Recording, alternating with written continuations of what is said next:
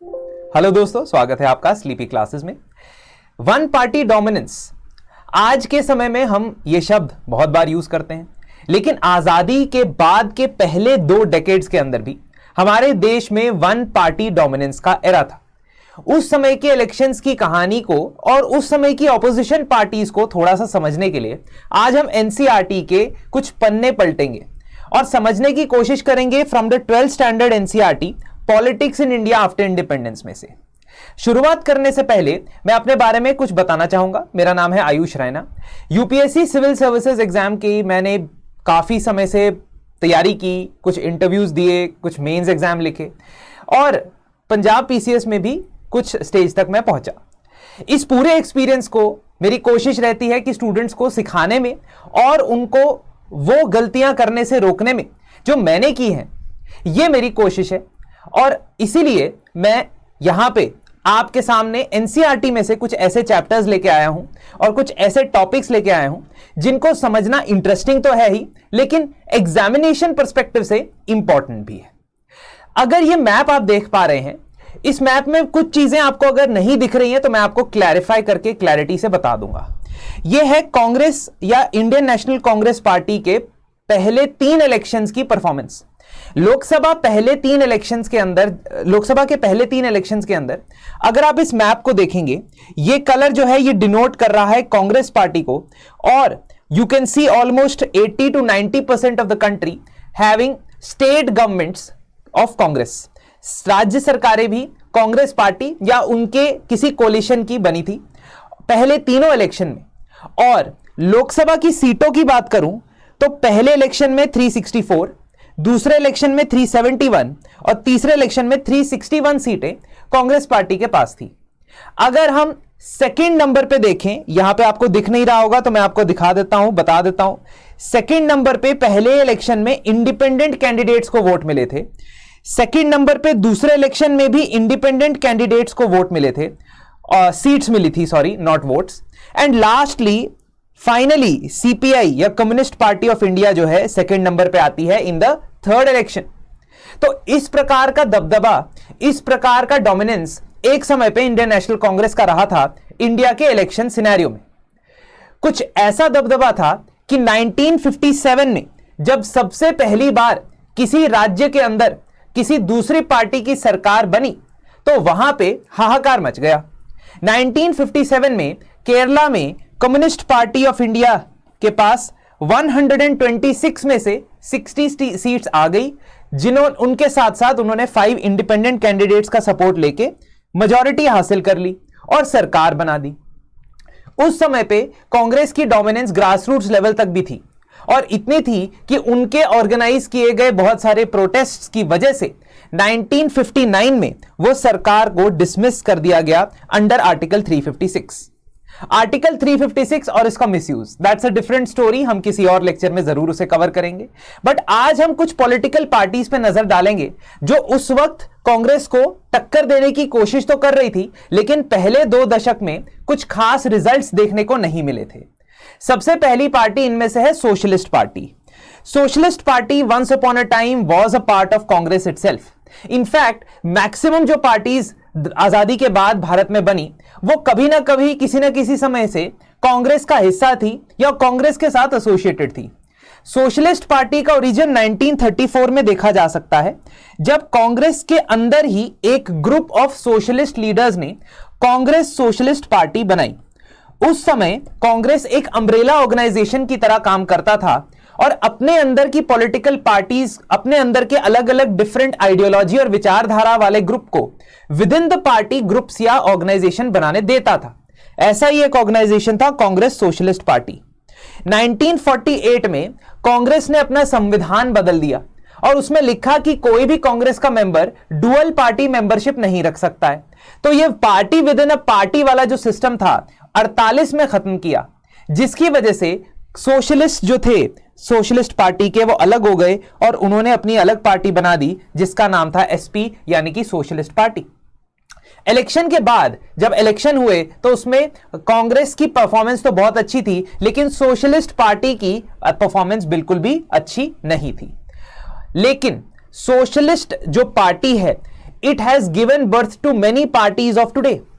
इसके initial ideology की अगर मैं बात करूं तो ये लोग डेमोक्रेटिक सोशलिज्म में विश्वास रखते थे। देखिए, सोशलिज्म के बारे में आपको इतनी जानकारी होनी चाहिए कि सोशलिज्म एक ऐसी आइडियोलॉजी है जो एक इगैलिटेरियन सोसाइटी चाहती है, जिसमें इक्वल डिस्ट्रीब्यूशन ऑफ रिसोर्सेज हो, equal distribution of means of production हो। इसका मतलब ये जो सोसाइटी है, अकॉर्डिंग टू कार्ल मार्क्स, जिन्होंने इसके बारे में सबसे ज्यादा बात की है, वो एक प्रीकर्सर है टू अ कम्युनिस्ट सोसाइटी। मतलब उनके हिसाब से इतिहास में जब स्टेजेस ऑफ गवर्नमेंट आएंगे तो एक स्टेज सोशलिस्ट स्टेट का होगा, जिसमें सभी रिसोर्सेस को इक्वली डिस्ट्रीब्यूट करने के लिए स्टेट एक रोल प्ले करेगा।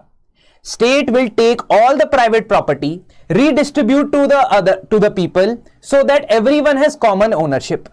लेकिन सोशलिज्म के बाद कार्ल मार्क्स के हिसाब से कम्युनिस्ट स्टेज आ जाएगी और वो आखिरी स्टेज होगी।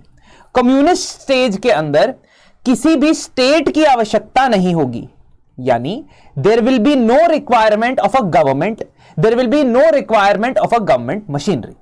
अब जो सोशलिस्ट फिलॉसफी को परस्यू करते हैं वो इगैलिटेरियनिज्म तो चाहते हैं, वो इक्वल डिस्ट्रीब्यूशन ऑफ रिसोर्सेज तो चाहते हैं, लेकिन कार्ल मार्क्स से उनका एक बैर है कि वो स्टेटलेस सोसाइटी शायद ना बनाना चाहें। लेकिन कम्युनिस्ट जो आइडियोलॉजी रखेंगे वो सोसाइटी को स्टेटलेस बनाना चाहेंगे, मतलब कोई भी गवर्नमेंट नहीं होगी जब एक बार सारी प्राइवेट प्रॉपर्टी सब लोगों में इक्वली डिस्ट्रीब्यूट हो गई तो। अब ये जो समाजवादी पार्टियां थी, इसको हम समाजवाद कहते हैं सोशलिज्म को। सोशलिस्ट पार्टी जो थी, it basically talked about democratic socialism. और इसी से समझ में आना चाहिए आपको दो कॉन्सेप्ट्स के बीच में डिफरेंस। एक है डेमोक्रेटिक सोशलिज्म, दूसरा है सोशल डेमोक्रेसी।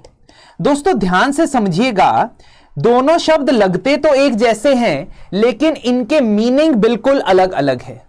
जो शब्द बाद में आता है, आपको एम्फेसिस या इंपॉर्टेंस उस पे देनी है।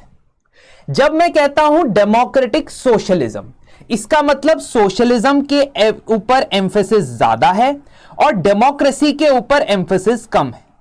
जब मैं कहता हूं सोशल डेमोक्रेसी, ये ट्रिक याद रख लो, इससे याद हो जाएगा। जब मैं कहता हूं सोशल डेमोक्रेसी, तो जो बाद में आ रहा है उस पे एम्फेसिस ज्यादा है, इसलिए सोशल डेमोक्रेसी में डेमोक्रेसी पे एम्फेसिस ज्यादा है और सोशलिज्म पे थोड़ा कम। अब इसको समझने की कोशिश करते हैं। अगर मैंने सोशलिज्म के अंदर इक्वल डिस्ट्रीब्यूशन ऑफ रिसोर्सेज करने हैं, मेरे पास उसके बहुत सारे अलग अलग तरीके हो सकते हैं। डेमोक्रेटिक सोशलिज्म के हिसाब से वो तरीका क्या है? डेमोक्रेटिक सोशलिज्म के हिसाब से तरीका है कि मैक्सिमम इंडस्ट्रीज जो हैं वो गवर्नमेंट ओन्ड होनी चाहिए और प्राइवेट सेक्टर को कम से कम फील्ड्स में हमें काम करने देना चाहिए। इससे क्या होगा? इससे गवर्नमेंट के पास सारे के सारे रिसोर्सेज भी होंगे, सारे के सारे प्रॉफिट्स और रेवेन्यू जनरेट होगा और गवर्नमेंट ही उसे रीडिस्ट्रीब्यूट करती रहेगी लोगों के बीच में। हमें यह टेंशन लेने की जरूरत नहीं होगी कि प्राइवेट सेक्टर सारा का सारा प्रॉफिट कहीं अपने आप ना ले जाए। दूसरी तरफ अगर मैं बात करता हूं सोशल डेमोक्रेसी की, तो सोशल डेमोक्रेसी में डेमोक्रेसी पे एम्फेसिस है, यानी फ्रीडम पे एम्फेसिस है। एंड फ्रीडम का मतलब है इकोनॉमिक फ्रीडम पे भी एम्फेसिस है। इसका मतलब अगर कोई बिजनेस करना चाहता है, व्यापार करना चाहता है, इंडस्ट्री चलाना चाहता है और प्राइवेटली उसे ओन करना चाहता है, तो उसे यह करने दिया जाएगा। पर यह भी सोशलिज्म का प्रचार करते हैं, मतलब चाहते तो यह भी एक इगैलिटेरियन सोसाइटी है। तो यह कैसे इंश्योर करेंगे कि सोशलिज्म हो? सोशल डेमोक्रेसी के अंदर टैक्सेस और रेगुलेशंस लगा के आप प्राइवेट सेक्टर को कंट्रोल कर सकते हो, काबू में रख सकते हो।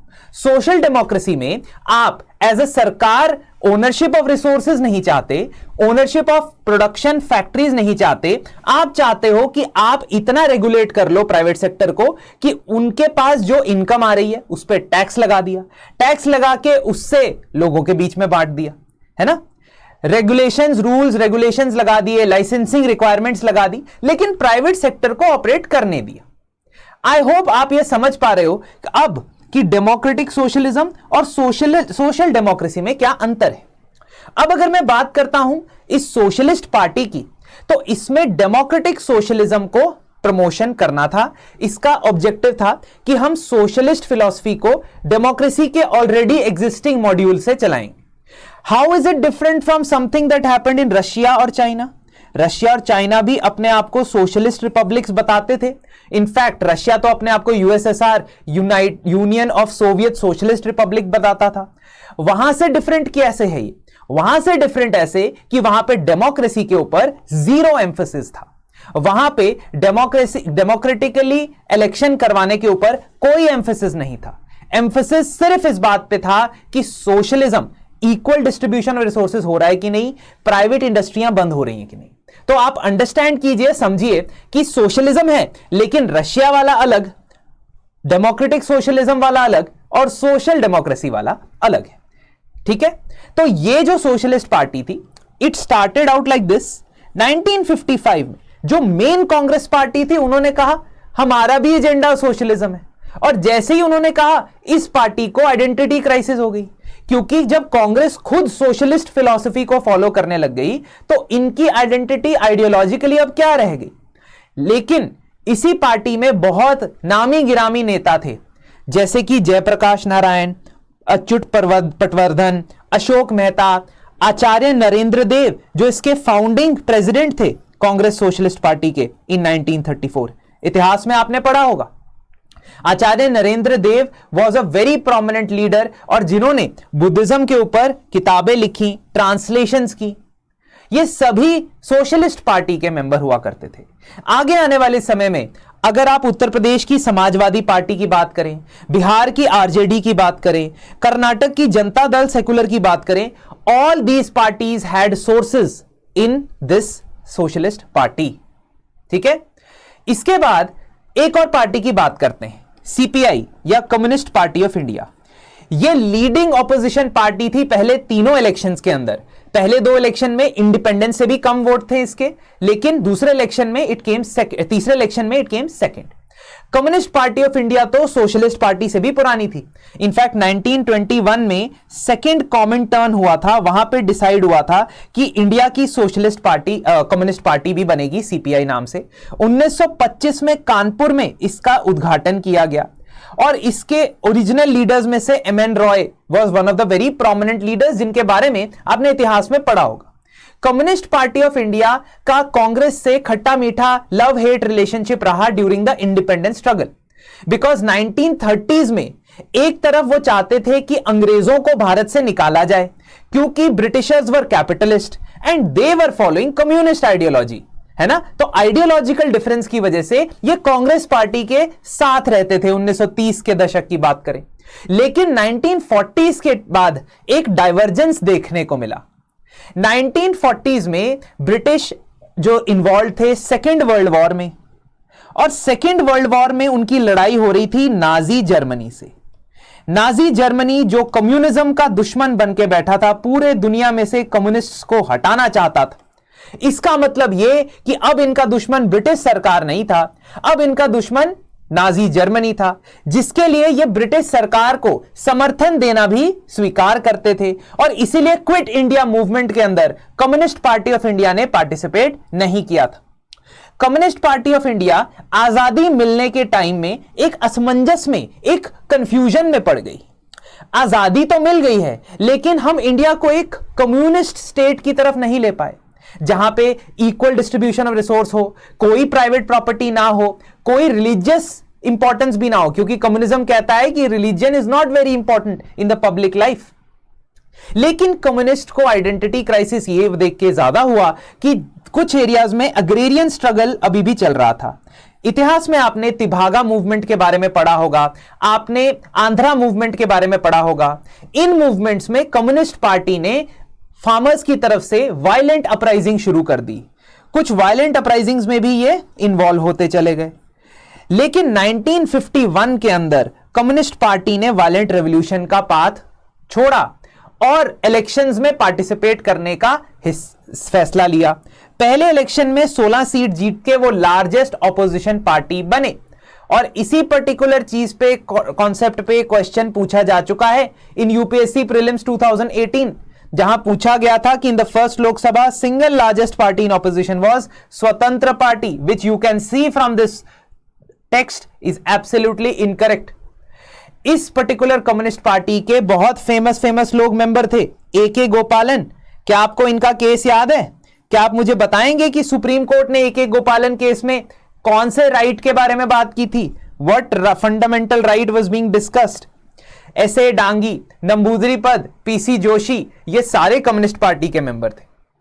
1964 में जब चाइना के साथ युद्ध होता है तो वहां पे भी डाइवर्जेंसेस होती है। Also communist party of China और रशिया, ये दोनों भी आपस में डाइवर्ज हो जाते हैं ऑन मल्टीपल इश्यूज, जिसकी वजह से यहां पे भी कम्युनिस्ट पार्टी में बंटवारा हो जाता है और उसके बाद कई सारे बंटवारे होते रहते हैं। हमें अब उससे कुछ लेना देना नहीं, लेकिन हमें जेनेसिस पता है कि कम्युनिस्ट पार्टी ऑफ इंडिया का जेनेसिस कैसे हुआ और जस्ट पोस्ट इंडिपेंडेंस उसके अंदर क्या बदलाव आए। दोस्तों, एनसीईआरटी बुक्स को मैंने consistently 8th, 9th, 10th, 11th, 12th और सभी पार्ट्स कवर किए हैं अपने एनसीईआरटी कोर्स के अंदर। सिमिलरली बाकी सब्जेक्ट्स में भी कवरेज हो चुकी है। आप उन लेक्चर्स को एक्सेस कर सकते हैं अगर इंटरेस्टेड है तो। आगे बढ़ते हैं। तीसरी, भारतीय जनसंघ। आज की भारतीय जनता पार्टी जिस सोर्स से जन्मी है या जिस आइडियोलॉजिकल फोरफादर्स के वो आइडिया को आगे लेके चल रही है, वो है भारतीय जनसंघ। जनसंघ की स्थापना 1951 में हुई थी। श्यामा प्रसाद मुखर्जी उसके फाउंडिंग प्रेसिडेंट थे। लेकिन उससे भी पहले जनसंघ का जो रूट्स हैं वो दो प्री इंडिपेंडेंस ऑर्गेनाइजेशन से अटैच्ड हैं। एक है राष्ट्रीय स्वयंसेवक संघ और दूसरा है हिंदू महासभा। तो इतिहास में जरूर इनके बारे में एक बारी देख लीजिएगा। जनसंघ अलग कैसे था पार्टी से? जनसंघ में एक यूनिटी और इंटेग्रिटी का कॉन्सेप्ट सबसे इंपॉर्टेंट था। उनके लिए one country, one culture, one nation बहुत इंपॉर्टेंट था। सेकेंडली, वो इकोनॉमी को मॉडर्नाइज करना चाहते थे, लेकिन साथ ही साथ इंडियन कल्चर ट्रेडिशंस को बैलेंस करना चाहते थे। वो चाहते थे कि इंडिया पाकिस्तान का रियूनियन हो और अखंड भारत बने। इसके साथ साथ इंग्लिश को वो हिंदी से रिप्लेस करना चाहते थे as the official language. In the international affairs also they wanted कि पार्टी इंडिया जो है अपने खुद के न्यूक्लियर वेपन्स डेवलप करे, which many of the socialist and communist parties were not very much in favour of at that time. 1950s में Jansangh election में तो कुछ सीटें हासिल नहीं कर पाई। पहले दो इलेक्शन में 3 और 4 सीटें ही उनको हासिल लगी और उनका जो सपोर्ट बेस था इनिशियली वो अर्बन एरिया से आता था। श्यामा प्रसाद मुखर्जी, दीनदयाल उपाध्याय, बलराज मधोक, ये सब उनके ओरिजिनल लीडर्स में से एक थे। और भारतीय जनता पार्टी इवेंचुअली जो 1980s की स्टार्टिंग में 1970s के एंड में बनती है, that has predominantly taken most of its ideology from the Jana Sangh itself. Coming to the Swatantra party, which is very less known party in today's circles. C Rajagopalachari Bharat में भारत रत्न मिलने वाले पहले लोगों में से थे, पहले लिस्ट ऑफ पीपल में से थे। क्या आप मुझे बता सकते हो कि along with him who were the first people to be conferred Bharat Ratna? Bharat Ratna award news में है, तो थोड़ा सा इसके बारे में आप जानकारी मुझे दे सकते हो। अगर कमेंट सेक्शन में आप लिखना चाहो तो लिख सकते हो। स्वतंत्र पार्टी अगस्त 1959 में बनी थी, 1959 में। इसका मतलब the option which was there in your prelims exam, that can not be true because first Lok Sabha election were held in 1952 but the party was formed in 1959। The reason was simple, Congress socialist बनती जा रही थी। Congress private sector को, private property को, private land holding को restrict करने की तरफ बढ़ती जा रही थी, जबकि स्वतंत्र पार्टी इसमें बिलीव नहीं रखती थी। नागपुर रेजोल्यूशन ऑफ कांग्रेस में यह कहा गया कि लैंड सीलिंग कानूनों पे हम और एक्शन लेंगे, यानी किसी एक इंडिविजुअल के ऊपर मैक्सिमम लैंड सीलिंग से ज्यादा लैंड नहीं हो सकता है। फूड ग्रेन ट्रेड भी हम टेक ओवर करेंगे। पार्टी को कांग्रेसमैन, पार्टी के पुराने कांग्रेसमैन, दिग्गज नेता जैसे सी Rajagopalachari, KM. Munshi, N G. Ranga, Minoo Masani, all veteran Congress leaders, they went out and they said कि we want economic issues to be dealt in a progressive manner। Swatantra party चाहती थी कि गवर्नमेंट की कम से कम इन्वॉल्वमेंट हो इन द इकोनॉमी। वो चाहती थी कि इंडिविजुअल फ्रीडम भी सबसे ज्यादा रेलेवेंट हो, जिसका मतलब बिजनेस करने की आजादी, प्रॉपर्टी ओन करने की, उसको मैनेज करने की आजादी, और एक सोशलिस्ट स्टेट ये अलाउ नहीं करता। वो भारत की प्लान्ड इकोनॉमी और डेवलपमेंट स्ट्रेटेजी के सख्त खिलाफ थे। वो पब्लिक सेक्टर और नेशनलाइजेशन के खिलाफ थे। वो चाहते थे कि प्राइवेट सेक्टर को ग्रो करने दिया जाए, जिसके चलते स्वतंत्र party became not very popular at that time, because उस वक्त देश के गरीब जनता को सोशलिज्म का आइडिया बहुत ज्यादा अपील करता था। अब इसी बेसिस पे आप इस क्वेश्चन का भी आंसर दे सकते हो जो स्वतंत्र पार्टी के बारे में हमने ऑलरेडी डिस्कस किया है। कुछ और बात, स्वतंत्र party was against any kind of forced cooperative farming, forced involvement of state in the private sector, especially in the economy. वो टैक्सेशन रिजीम को भी लीनियंट रखना चाहती थी, वो लाइसेंसिंग रिजीम को भी हटाना चाहती थी। वो ये चाहती थी कि हम सोवियत रशिया की जगह यूएसए के साथ ज्यादा पार्टनरशिप बनाए। स्वतंत्र पार्टी कुछ वेज में, कुछ पार्ट्स ऑफ द कंट्री में ही पॉपुलर हो पाई, लेकिन इंडस्ट्रियलिस्ट और बिजनेस क्लास के सपोर्ट के अलावा उन्हें ज्यादा समर्थन नहीं मिला। उनका नैरो सोशल बेस था और जिसकी वजह से वो पार्टी आगे जाके एक्सपैंड नहीं कर पाई, कोलैप्स कर जाती है। बट सी राजागोपालाचारी जो भारत के first recipient of Bharat Ratna थे, उनके बारे में आपको जानकारी होनी चाहिए। स्वतंत्र पार्टी के वो फाउंडिंग मेंबर थे। इसी के साथ आज का लेक्चर समाप्त होता है। आप चाहते हैं कि एनसीईआरटी में से और भी दिलचस्प कहानियां, डिस्कशन आपके लिए मैं लेके आऊं, और खास तौर पे अगर आप अगले डेकेड्स के इलेक्शंस के बारे में जानना चाहते हैं 1970 और 80 के दशक के अंदर, तो प्लीज कमेंट सेक्शन में मुझे बताइए, यस कमेंट करिए। मिलते हैं आपसे अगले हफ्ते।